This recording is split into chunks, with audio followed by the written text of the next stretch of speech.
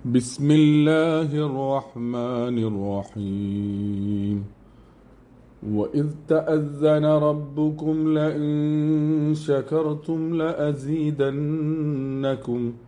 ولئن كفرتم إن عذابي لشديد وقال موسى إن تكفروا أنتم ومن في الأرض جميعا فإن الله لغني حميد. പരമകാരുണികനും കരുണാവാരിധിയുമായ അള്ളാഹുവിൻ്റെ നാമത്തിൽ.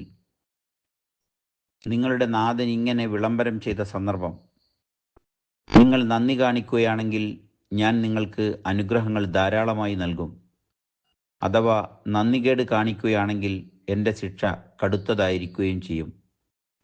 മൂസ പറഞ്ഞു, നിങ്ങളും ഭൂമിയിലുള്ളവരൊക്കെയും സത്യനിഷേധികളായാൽ പോലും അള്ളാഹു തീർത്തും സ്വയം പര്യാപ്തനാണ്, സ്തുത്യർഹനും. സൂറത്ത് ഇബ്രാഹിം 7-8 ആയത്തുകൾ.